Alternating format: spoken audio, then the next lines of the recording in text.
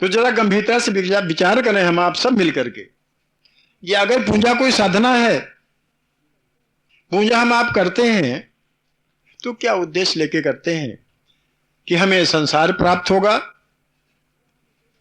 या हम उद्देश्य लेके बैठते हैं कि भगवान की प्राप्ति होगी? अब इसमें फिर विचार करना पड़ेगा कि अगर संसार प्राप्ति के लिए हम पूजा अर्चना करते हैं तो उसका स्वरूप क्या होगा, या अगर भगवान की प्राप्ति कर लिए पूजा अर्चना करते हैं तो उसका स्वरूप क्या होगा?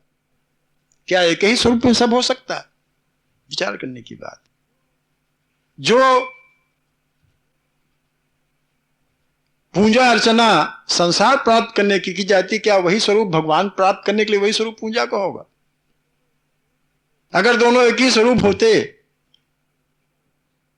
तो फिर क्या कहना था, भगवान भी मिलता और संसार भी मिलता। अगर एक ही स्वरूप होता पूजा का कि भगवान भी मिल जाए और संसार भी मिल जाए। चीरहरण आपने सुना होगा, कुछ श्रीमद् भागवत में चीरहरण में एक घटना आई है। गोपियां तालाब के अंदर खड़ी, नदी के अंदर खड़ी, भगवान वस्त्र हरण कर ले गए। भगवान कहते हैं वस्त्र दे दो, कहते हैं हमारे पास आओ तो वस्त्र मिलेंगे, कहते हैं हम आ तो नहीं पाएंगे, ऐसे ही वस्त्र दे दो। आध्यात्मिक अर्थ क्या इसका है? वो कोई अश्लीलता नहीं, वहां इसका आध्यात्मिक अर्थ है। अर्थ यह है कि संसार में भी रहना चाहो, अन्य तालाब में भी रहना चाहो, और हमको भी पाना चाहो। कैसे हो सकता है? हमारे पास आओ ना, रहो संसार में, हमको प्राप्त करना चाहो। भाई एक ही मिल सकता है, तो संसार प्राप्त को तो भगवान प्राप्त को।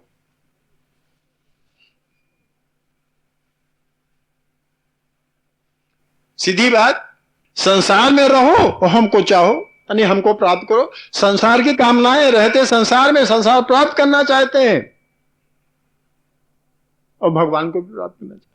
कैसे हो सकता? दोनों में से एक ही मिलेगा। या तो फिर इतना बड़ा ज्ञान हो जाए, अज्ञान मिट जाए कि ये संसार ही भगवान का स्वरूप है, ये तो फिर इतना बड़ा ज्ञान प्राप्त हो जाए कि सिया राम में सब जग जानो। ये तो इतना ज्ञान कहना अलग बात है और मानना अलग की बात है। कहना तो हम भी कहते हैं सिया राम में सब जग जानो, करो करो प्रणाम जोड़ जग पानी, कहते तो हम भी सब कहते हैं, लेकिन इसको मान लेना, इसको धारण कर लेना, इस पर चलना, यह अलग की बात। वही भगवान ने कहा कि रहते हो उसमें भवसागर में हो और हमको प्राप्त करना चाह रही, नहीं हो सकता। हमारे पास आओ, उसका वैज्ञानिक अर्थ है, जो दार्शनिक अर्थ, वो चीरहरण जो है उसका दार्शनिक अर्थ है। वो कोई अश्लील भाषा नहीं, ना अश्लील कोई प्रसंग है। वो वहां बस हरण जो है वो क्या है? माया का हटा लेना, माया का आवरण हटा लेना। उसका तो हम वो छोड़ देते हैं हिसाब किताब। वहां क्या, बस हरण मतलब क्या हुआ? उन्होंने माया का आवरण हटाया और फिर माया मांग रही थी। फिर माया का आवरण हटाने के लिए उन्होंने बस हरण किया और फिर वो माया फिर चाह रही है। ये तो एक कर लो तो माया आवरण ओढ़े रहो या हमारे पास आओ।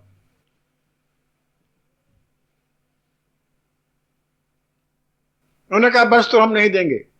सीधा अर्थ, माया अगर हमको चाहती हो, अगर गोपियां भगवान को चाहती हैं तो माया का आवरण हटाना ही पड़ेगा।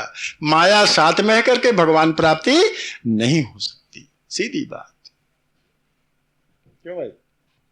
आवरण हटाओ, माया हटाओ, अज्ञान हटाओ, तभी भगवान को प्राप्ति की, भगवान के दर्शन करें। दर्शन दो भगवान। अब ये आप कह रहे थे दर्शन कैसे मिल सकता है भाई? अखियां प्यासी तो हैं, चाहती तो हैं, लेकिन माया का जो आवरण पड़ा हुआ है, संसार की कामनाएं जो भरी पड़ी है, वो भगवान के दर्शन नहीं होने देगी किसी हालत नहीं। उसका स्वरूप, उस पूजा का स्वरूप ही कुछ दूसरा होगा, तब भगवान के दर्शन होंगे। भगवान के दर्शन की चीज ही नहीं। पहली बात तो ये है, भगवान के दर्शन हो ही नहीं सकते। भगवान को केवल अनुभव होता है, दर्शन नहीं हो सकते। तो ये कहे हमें गर्मी के दर्शन कराओ, गर्मी का अनुभव होता है, दर्शन कहां से होंगे? कोई कह के महक के हम के दर्शन कराओ, खुशबू के तो अनुभव के जा सकते, दर्शन नहीं हो सकते। और भगवान तो इन सबसे और भी सूक्ष्म है, उनके दर्शन तो हो नहीं सकते किसी हालत से, अनुभव हो। तो उसकी पूजा और होगी। भगवान का अनुभव करने की पूजा इस सांसारिक पूजा से बिल्कुल अलग होगी। तो उसका पूजा का स्वरूप अलग। संसार का अगर प्राप्त करना उद्देश्य है तो उसका स्वरूप अलग। ठीक भैया, जरा ध्यान से सुनिएगा, बड़ी अच्छी बातें हैं, सुनने को नहीं मिलेंगे कहीं। अब एक प्रश्न और उठता है, बहुत अच्छा प्रश्न है, तार्किक प्रश्न है। आपने आज कोई तर्क नहीं किया, हम बड़ी समझ में नहीं आ रहा है, थोड़ा तर्क करना चाहिए, पूछना चाहिए। आप प्रश्न पूछना चाहिए, हम खुद ही अपने तरफ से बता देते हैं कि भाई अगर पूजा करने से संसार मिले, अगर हम ये कहें सत्यनारायण बाबा तुम्हारी कथा करेंगे हमें ये मिल जाए, हे महावीर स्वामी हम तब प्रसाद चढ़ाएंगे, लालच देते हैं भगवान को। भगवान को लालच देते हैं कि हम 20 आने का प्रसाद चढ़ाएंगे, हमको ये संसारिक लाभ मिल जाए।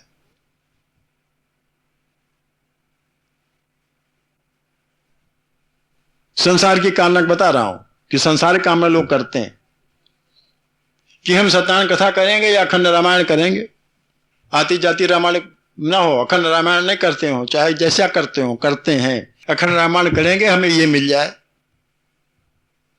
एक पूजा का स्वरूप ये भी है, पूजा का एक स्वरूप ये भी है, जिसको भी पूजा मानते हैं। या हम 40 दिन फलाने मंदिर में जाएंगे, वहां लोग सुनते हैं 40 दिन जाओ तो ये मान्यता पूरी हो जाती।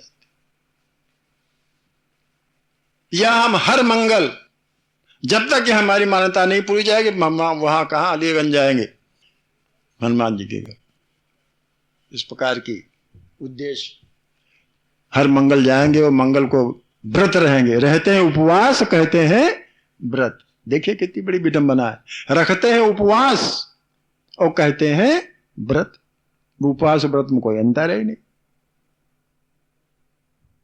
उपवास किसे कहते हैं, व्रत किसे कहते हैं, कोई जानते ही नहीं। हम पूछे क्या, कह लेंगे हम व्रत हैं और रहते हैं उपवास। बड़ी मुश्किल है ना, कितना बड़ा भ्रम है पालते हैं हम लोग। उपवास को व्रत मान लेते हैं, व्रत माने होते हैं संकल्प। अगर भाई मंगल व्रत हो तो कोई संकल्प लो मंगल वाला। हनुमान जी में जितनी योग्यताएं थी, जो कुछ गुण थे हनुमान जी में, उनमें कोई एक संकल्प तुम भी ले लो। हनुमान जी सेवक थे, भगवान की सेवा की, यही सेवा भाव संकल्प लो। जिस दिन उपवास रहते हो मंगल को, उस दिन संकल्प लो। व्रत माने संकल्प लो, उपवास रह के संकल्प लो कि हम सेवा करेंगे। तब तो वो व्रत हुआ हनुमान जी का। भैया समझने का प्रयास करिए। और वैसे ही उपवास रह के करे, और जय 4 आने प्रसाद चढ़ाए, 2 रुपए 20 आने प्रसाद चढ़ाए, हनुमान जी को दर्शन कर लिए, चले आए, कोई फल कोई नतीजा मिलने वाला नहीं। क्योंकि आपने केवल उपवास किया, कोई संकल्प तो लिया ही नहीं। क्या मिलेगा? तो अगर किसी भी दिन किसी भी देवता का, भगवान का नहीं, देवता और भगवान में अंतर, किसी भी देवता का, देवता माने देने वाला, देवता माने देने वाला, देते रहता है बराबर। इंद्र देवता, वो सूर्य देवता, चंद्र देवता, पीपल देवता, वाम देवता, देते रहते हैं बराबर, इसलिए देवता। किसी भी देवता का जब हम उपवास रखते हैं उसके लिए। तो कोई न कोई जो उस देवता का लक्षण है जो उसके पास है, उसको जो हम लेना चाहते हैं, तो व्रत लेना पड़ेगा, संकल्प लेना पड़ेगा, तब तो वो देगा हमको, तब से उसे हम लाभ उठा पाएंगे।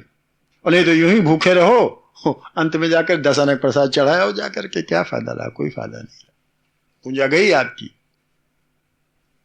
और फिर भगवान को लालच देते हो, देवता को भी लालच देते हो। उसको क्या लालच भाई? उसको आपके 10 आने दरकार है, वो खुदे दे रहा है, हम उसको क्या देंगे भाई? जो खुदे हमको दे रहा है, हम उसको क्या देंगे? कितनी बड़ी प्रवंचना है, कितनी बड़ी भूल है हमारी कि हम देवता को देने जा रहे हैं, हम देवता को लालच दे रहे हैं, हम देवता को सिफारिश, वो रिश्वत दे रहे हैं कि भाई तुम ऐसा कर दो तब हम ऐसा करेंगे, ऐसा नहीं करेंगे, जाओ। अजीब बात। तो एक बात तो ये हो गई। अब इसमें देखिए एक और महीन बात है, संसार चाहते हैं और इसलिए चाहते हैं, फलाने देवता का व्रत पूजा इसलिए कर रहे हैं, किसी भी देवता का। हाँ, एक तो हमें अर्थ समझ नहीं आता, देवता कौन है, भगवान कौन है, परमात्मा कौन, ईश्वर कौन है, ब्रह्म कौन है, नहीं समझ पाते हैं। सब एक ही समझ रहे हैं, एक ही चीज है। एक तो ये हमारी सबसे बड़ा भ्रम है कि हम समझ नहीं पाते कि देवता और भगवान में क्या अंतर, भगवान और परमात्मा में क्या अंतर, परमात्मा और ब्रह्म में क्या अंतर, समझ नहीं पाते। चलो से ये भी सही, नहीं समझ पाते, ठीक है। संसार की चाहना करते हैं और उस चाहना को उद्देश्य, हम एक उदाहरण देते हैं। मान लीजिए कि हम संसार की चाहना कर करके किसी देवता की या किसी भगवान की पूजा करते हैं, तो आप हमें जरा एक बात ये बताइए, फिर वो सिद्धांत गड़बड़ होता है। कौन सिद्धांत गड़बड़ होता है? कि जो प्रारब्ध में होगा वो होगा। हाँ हाँ बताइए। 2 महीने चाहिए तब उसका अर्थ निकल पाएगा, सब निकल पाएगा हनुमान चालीसा का। कम से कम 2 महीना आप हमको दीजिए तो हनुमान चालीसा आपको अर्थ बता पाएंगे उसका, नहीं ऐसे सच समझ नहीं आएगा। ठीक है, आप बहुत सही बता रहे हो, बहुत सही बात। यही भ्रांतियां है ना कि जो 100 बार पाठ कर जो ही छोटे बंदे महासुख हुई। सुख तो हो ही, ये तो हम भी करते हैं, सुख तो होना चाहिए, सुख के लिए ही पाठ कर रहे। पाठ काहे के लिए कर रहे हैं? महासुख पाने के लिए पाठ कर रहे हैं। अगर पाठ न करे महासुख ना हो।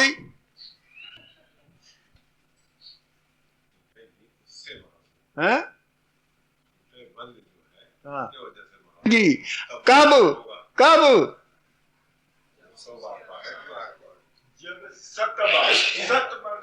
अब सब तो अपना अर्थ अलग लगा रहे हैं। सत्य क्यों भाई? आत्मा हमारी शरीर रूपी जेल में बंद है, तो कैसे छूटेगी? हनुमान चालीसा पूरा पढ़ो। श्री गुरु चरण सरोज रज निज मन मुकुर सुधार, ब्राह्मणों रघुबर बिमला से, जो अभी वो कह जाएंगे तो फिर यही कहते रहेंगे, वो बात हमें छूट जाएगी। ऐसे नहीं मतलब बंधन छूट जाएगा। श्री गुरु चरण सरोज रज निज मन मुकुर सुधार, ब्राह्मणों रघुबर बिमला से, 2 जायक फल 4, बुद्धिहीन तनु जान के सुमिरो पवन कुमार, बल बुद्धि विद्या देव मही, तब छूटेगा। बल कौन सा बल? ये हाथी वाला बल नहीं, बल बुद्धि विद्या देव मही। हेलो कलेश विकार। वो हम ये कह रहे थे आपसे कि सिद्धांत एक ये है, हम आप लोग सब जानते हैं कि जो प्रारब्ध में होता है वो होता है। क्यों भाई? जो प्रारब्ध में होता है वो वही होता है। लोग कहते हैं भैया अगर तुम्हारे लड़के प्रारब्ध में लिखे तब तो होएंगे, नहीं तो नहीं हो। कहते हैं लोग, नहीं कहते।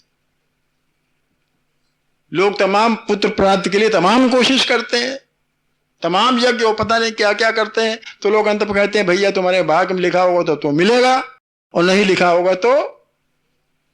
अर्थात प्रारब्ध की प्रधानता, अर्थात प्रारब्ध की प्रधानता। और अगर किसी देवता को करने से प्रारब्ध कट जाता है तो फिर वो सिद्धांत गलत है, तो ये सिद्धांत गलत। और एक बात बताऊं मैं आपको, प्रारब्ध कभी छूट सकता ही नहीं, कभी मिट सकता ही नहीं। ये एक सिद्धांत, अटल सिद्धांत। हम नहीं कह रहे हैं, शास्त्र कह रहा। क्यों? इसलिए जो हम कर चुके उसका फल तो मिलना ही मिलना है। जो हम कर चुके, चाहे इस जीवन में चाहे पिछले हुए जीवन में, उसका ही प्रारब्ध बना है, उसका तो फल मिलना ही मिलना है, वो कभी कट सकता ही नहीं। तो बताओ फिर, तो फिर अगर संसार प्राप्त करने के लिए हम पूजा करते हैं, संसार प्राप्त करने के लिए ही भगवान से प्रार्थना करते हैं, संसार प्राप्त करने के लिए ही मंदिर में जाते हैं, संसार प्राप्त करने के लिए 9 दिन दुर्गा जी की पूजा उपवास रहते हैं, वो कहते हैं व्रत है। दुर्गा जी की पूजा शक्ति की पूजा है, वो 9 दिन की। हम व्रत उपवास रहते हैं और कहते हैं हम दुर्गा जी का व्रत है। नहीं जानते कैसे पूजा करनी चाहिए, कैसे व्रत रहना चाहिए, क्या उपास क्या है, कि उसकी विधि नहीं जानते, कोई नहीं जानता। बस उपवास रह लेते हैं और शाम को हचक के खा लेते हैं। और दुर्गा जी का 9 दिन का दुर्गा जी का व्रत पूजा हो गई। दुर्गा जी हैं क्या? उनसे क्या हमें मिलेगा, क्या मिलना चाहिए, नहीं जानते। तो ये तो वो सिद्धांत हटा दो कि जो प्रारब्ध लिखा वो होगा, या तो ये सिद्धांत मान लो कि देवता हमें दे देगा। क्यों भैया बताओ? अब एक बात सीधी तार्किक बात है। ये तो सिद्धांत काट दो प्रारब्ध वाला कि प्रारब्ध लिखा होगा वो होगा। हम तो ये समझते हैं कि प्रारब्ध लिखा कभी टलता नहीं है। पुरुषार्थ करो, और पुरुषार्थ करने के बाद भी अगर फल नहीं प्राप्त होता है, इसके माने प्रारब्ध। ये भी तो कहा गया है, संस्कृत श्लोक है कि काम करो, पुरुषार्थ करो, और अगर पुरुषार्थ करने के बाद भी फल नहीं प्राप्त होता तो इसके माने है प्रारब्ध की बात है। तो इसके माने प्रारब्ध श्रेष्ठ है। इसके माने सब जगह प्रारब्ध लागू होता है, लेकिन पुरुषार्थ न छोड़ना चाहिए। पुरुषार्थ तो करना ही करना है। जो दायक फल 4, हनुमान चालीसा, धर्म अर्थ काम और मोक्ष। ये तो पुरुषार्थ से मिलेंगे ही भाई, पुरुषार्थ तो करने करना है। और पुरुषार्थ करने पर भी ना मिले तो समझो वहां भाग का दोष, अर्थात भाग माने प्रारब्ध का दोष। प्रारब्ध नहीं पता है कैसे मिलेगा। साल के बाद मिलता है, बहुत से कर्म ऐसे हैं कई साल के बाद मिलता है, बहुत से कर्म ऐसे हैं कि जब सब उम्र बीत जाती है बुढ़ापे में मिलता है, और बहुत से ऐसे कर्म कि बुढ़ापे के बाद दूसरे जन्म में मिलता है, उसे प्रारब्ध बोलते हैं। ठीक है भैया? तो पूजा अगर हम करते हैं और हम ये समझ के पूजा करते हैं हमें संसार प्राप्त हो जाए, ध्यान दीजिएगा हमारी बात को, तो फिर अगर पूजा करने के बाद हमें संसार प्राप्त हो जाता है अपनी इच्छा अनुसार, तो इसके माने वो सिद्धांत गलत हो गया। कौन सा? प्रारब्ध वाला। और एक बात मैं बताऊं कि प्रारब्ध सिद्धांत कभी गलत नहीं हो सकता, क्योंकि वो फल हमें मिलने ही मिल रहा है। जो हम काम कर चुके वो तो मिलने मिल रहा है। और अगर मिला भी, ये समझ लीजिए, अगर हमें किसी विशेष पूजा के द्वारा कोई फल मिल गया, इसके माने प्रारब्ध में हमारे था, वो किसी कारण से नहीं मिल रहा था। बहुत से कारण बीच में आ जाते। फिर सुन लीजिए ध्यान से, अगर कोई चीज, कोई वस्तु, सांसारिक वस्तु हमें नहीं मिल रही है और किसी पूजा के या किसी काम से, किसी अनुष्ठान से हमें मिला, इसके माने ये हुए कि हमारे प्रारब्ध में वो था, किसी कारण बस, किसी व्यवधान के कारण बस हमें वो प्राप्त नहीं हो रहा था, और व्यवधान हट गया, हमें मिल गया। ये न समझे कि हमें पुरुषार्थ से मिला, सीधी बात।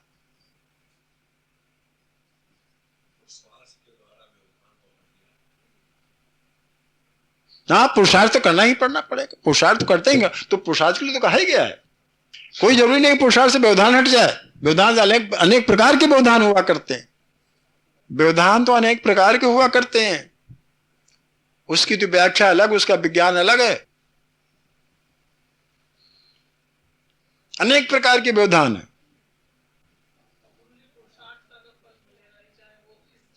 चाहे अगले जन्म लिखते, हुई हुई सही जो राम रच राखा, को कर तर्क बढ़ावे शाखा। ये प्रारब्ध है, ये प्रारब्ध है।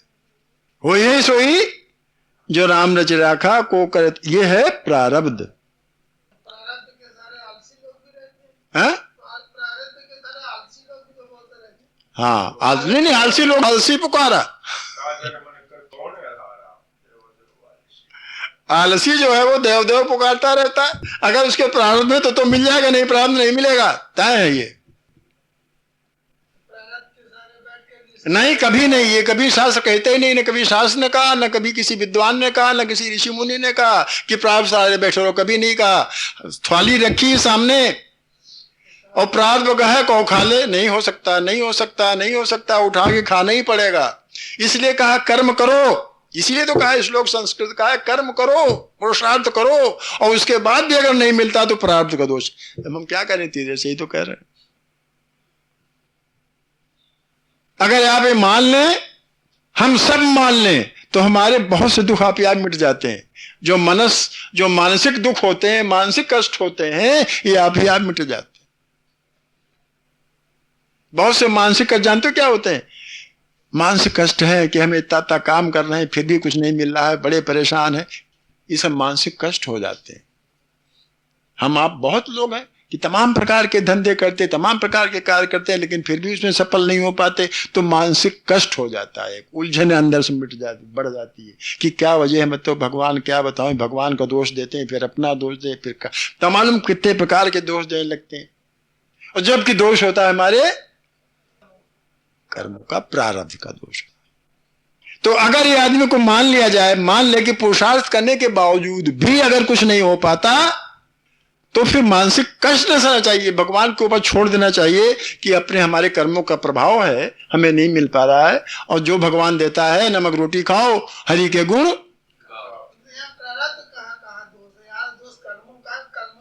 कर्मों से ही मेरा प्रारब्ध बनते हैं ना, कर्मों से ही तो प्रारब्ध बनते हैं, कर्मों से ही प्रारब्ध बने, कर्म ही प्रारब्ध बनाते हैं। पिछले कर्म हमने, आप थे नहीं जब हम प्रारब्ध बता रहे थे, इसका विज्ञान जब हम कर्म बता रहे थे, हम फिर बताएंगे आगे, तो उसमें आप थे नहीं कि प्रारब्ध कैसे बनता।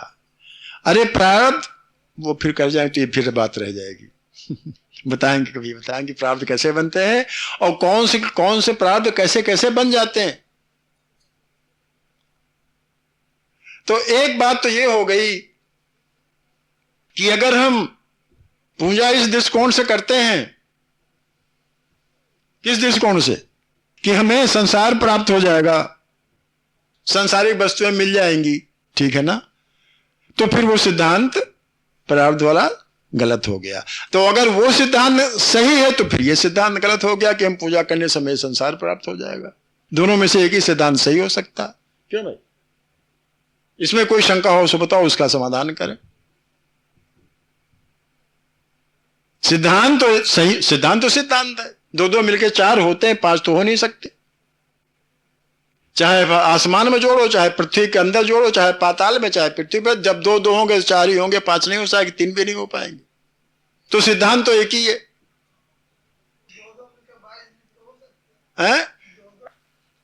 इच्छाओं को प्राप्त करने के लिए कोई पूजा करते हैं, ये समझ करके कि हमें प्राप्त हो जाएगा, है, तो वो मतलब ठीक नहीं है। पूजा वैसी हो नहीं सकती और ना पूजा से हमें प्राप्त हो सकता।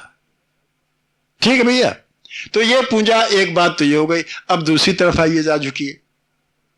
अभी तो सांसारिक बात हो रही थी, अब दूसरी तरफ झुकिए। दूसरी, अगर हम ये इच्छा करते हैं कि हम पूजा करके भगवान की प्राप्ति कर लेंगे,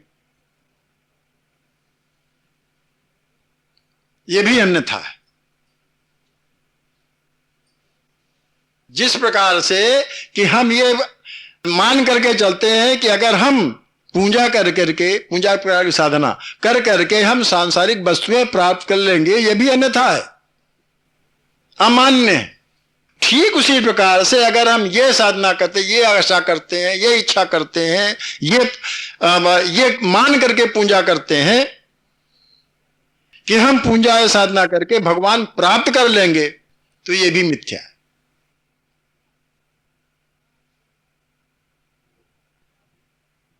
क्यों मिथ्या है भाई? हैं? आप बताइए, प्राप्त को क्या प्राप्त करना भाई, ये बताइए हमें। जो प्राप्त है उसका क्या प्राप्त करना? भगवान तो मैं पहले से ही प्राप्त है, उसका क्या प्राप्त करना भाई? जो चीज प्राप्त है पहले से ही, भगवान के बिना कोई रह ही नहीं सकता। और कबीर ने तो बड़ा अच्छा कह दिया, भैया अपना ध्यान रखना, कबीर ने तो बड़ा अच्छा कह दिया, बहुत सुंदर कह दिया। इच्छा नहीं होती जाने की, हम जानते हैं।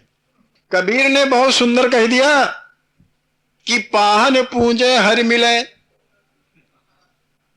पाहन पूंजे हर मिले तो मैं पूंजू पहाड़, चक्की क्यों नहीं पूंजिए जो पीस खाए। इसका अर्थ समझिए, बहुत बड़ा अर्थ है, कोई मामूली अर्थ नहीं इसका। ये दर अगर पत्थर की पूजा करने से, पान पत्थर, मूर्ति की पूजा, पाप ने तो मुझसे बुरा, सारी बुराई निकाल दीजिए। भगवान में कोई बुराई नहीं है, भगवान हमारे अंदर है। बुराई काहे में है? हमारे जीवात्मा में है। बुराई कहां है? भगवान में नहीं बुराई है, और भगवान हमारे अंदर मौजूद है। जीवात्मा में सारी सारी बुराइयां भरी पड़ी हैं। अगर हम अपनी जीवात्मा सारी सारी बुराइयां निकाल दें तो भगवान तो पहले ही से ही मौजूद है। सीधी रास्ता बता दी, बुरा जो देखन में चला बुरा न मिलिया कोई, जो दिल खोजा आपने तो मुझसे बुरा, बुराई निकाल दीजिए, भगवान पहले से मौजूद। हमने तो बुराई भरी रखी है, संसार भरा रखा है ना। आंखों में संसार बसा, भगवान कैसे दिखाई दे? आंखों में हमारे संसार बसा हुआ है तो भगवान कैसे दिखाई दे? भगवान जो तभी दिखाई देगा तो संसार निकलेगा। या फिर जो हमने पहली बात कही कि संसार को ही भगवान मानो, संसार में ही भगवान को देखो, संसार ही भगवान का स्वरूप मानो। वो हमने भी बताया, अभी पहले कहा नहीं, सिया राम में सब जग जानो, ये तो ये भाव पैदा कर लो कि भगवान के बिना कुछ है नहीं, सारा संसार ही भगवान का स्वरूप है, सारे संसार की सेवा करना शुरू कर दो, भगवान की सेवा हो गई। तो इस प्रकार से भाई मेरे दोनों सिद्धांत गड़बड़ होते हैं पूजा के। पूजा के दोनों सिद्धांत गड़बड़ हो रहे हैं। पहले वाला कि पूजा करने से संसार प्राप्त होगा, तो वो सिद्धांत गलत होता है, प्रारब्ध वाला। और पूजा करने से भगवान प्राप्त होगा, ये भी सिद्धांत गड़बड़, समझ में नहीं आता, क्योंकि भगवान पहले से ही प्राप्त है। पूजा करने से क्या होगा?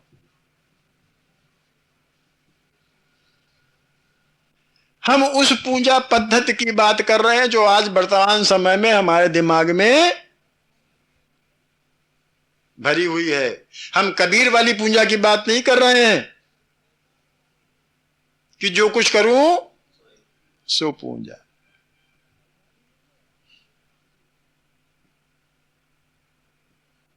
पूजा का अर्थ बदलना होगा, पूजा का अर्थ समझना होगा, ये समझना होगा पूजा है क्या, ये समझना होगा पूजा करता कौन है, ये समझना होगा पूजा किसकी की जाती है, ये समझना होगा पूजा स्वरूप क्या है, ये समझना होगा पूजा किस समय की जाए, ये समझना होगा कौन सी क्रिया पूजा है।